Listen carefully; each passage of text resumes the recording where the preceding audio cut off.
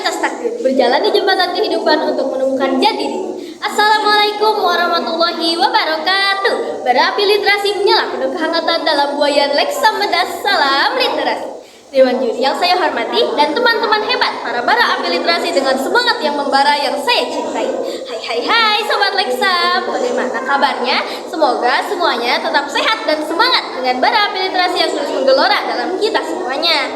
Minumnya jamu, makanya serikaya. Bertemu lagi dengan saya, Adisti Kusumaningrum, peserta Leksa Medas dari SMP Al-Qanaah. Pada kesempatan yang sangat baik ini, saya akan menuntaskan tugas tantangan Leksa Medas pada bulan April, yaitu mendongeng. Tapi sebelum mulai mendongeng, izinkan saya untuk memperkenalkan buku yang saya baca. Buku yang saya baca berjudul Miracle Journey yang ditulis oleh Yudi Herwibowo dan diterbitkan oleh Alex Media Komputindo dengan jumlah halaman 174 halaman dan nomor ISBN 9786020202999. Alasan saya memilih buku ini adalah kalimat-kalimat yang ada di bagian awal buku ini yang berbunyi, tanyakan, bagaimana sebuah kisah berawal. Sebuah kisah tentu saja bukan kisah kebanyakan yang biasa dijalani oleh orang pada umumnya. Ya, kisah yang berbeda. Bagaimana kisah itu bermula? Mungkin semuanya bermula dari hujan debu yang begitu panjang. Nah, kalimat-kalimat itu membuat saya penasaran. Sebuah kisah yang tidak biasa, hujan debu. Saya merasa buku ini memiliki kisah yang menarik. Dan benar, isi buku ini mengisahkan tentang Kita Kavadaru, pemuda asal Kova, Nusa Tenggara Timur. Seseorang yang terlahir spesial atau bahkan istimewa. Kita Kavadaru adalah seseorang yang ajaib. Tangannya bisa mengeluarkan cahaya dan ia bisa menyembuhkan orang sakit apapun penyakitnya. Namun, ia juga kerap mendapatkan ejekan karena kondisi fisiknya, di mana Kita Kavadaru memiliki semacam benjolan di punggungnya yang tampak seperti punuk. Kita Kavadaru berkelana meninggalkan desanya karena sebuah kejadian yang membuat ia merasa malu dan membuatnya pergi dari desa. Nah teman-teman, tiba saatnya saya akan membacakan sebuah dongeng yang berjudul Senandung Misterius di Hutan Mati. Alkisah di tanah Nusa Tenggara Timur, seorang pengelana bernama Kita Kavadaru yang berasal dari desa Kova sedang melakukan perjalanan. Kita Kavadaru adalah seorang pengelana yang memiliki kekuatan ajaib. Tangan Kita Kavadaru bisa mengeluarkan cahaya yang sangat terang. Dan ketika cahaya itu keluar dari tangan Kita Kavadaru, maka sebuah keajaiban akan terjadi. Siapapun itu, penyakit apapun yang diderita dapat disembuhkan dengan cahaya ajaib itu.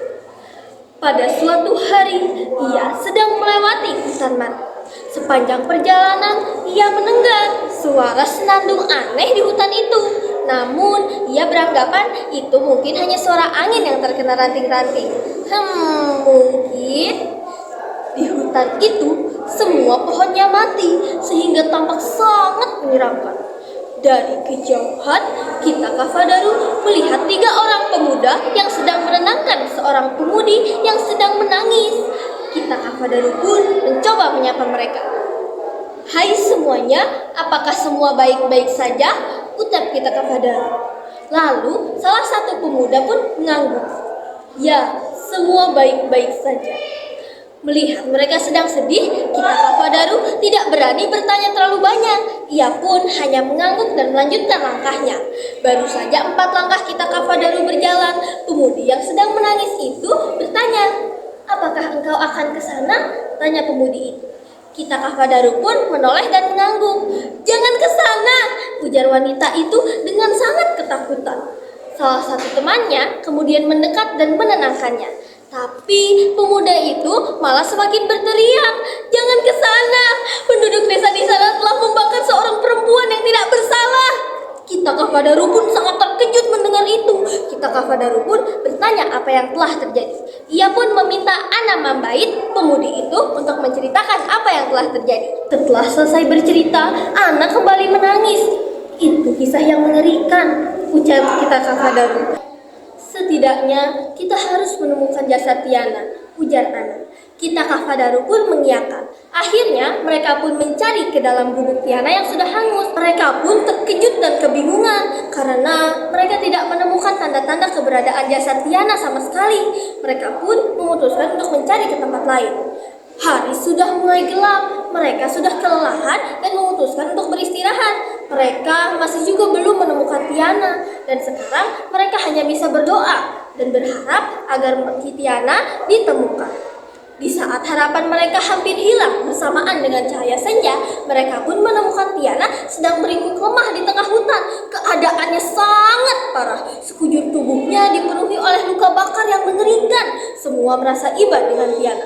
Dan saat itulah kita Kafadaru yang merasa iba terhadap Tiana berniat untuk membantu dengan keajaiban yang ia miliki. Ia akan menyembuhkan Tiana. Bahkan sekarang Tiana sudah bisa berbicara walaupun dengan susah payah dan masih belum jelas. Nah, teman-teman, bagaimana cerita tentang kita Kafadaru, Ana dan Tiana?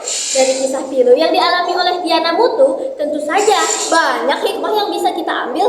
Di antaranya, kita tidak boleh gegabah, jangan memutuskan sesuatu dengan terlalu terburu-buru, seperti menuduh tanpa bukti. Kita juga tidak boleh main hakim sendiri, jangan bertindak sebelum kita tahu apakah tindakan itu benar atau tidak.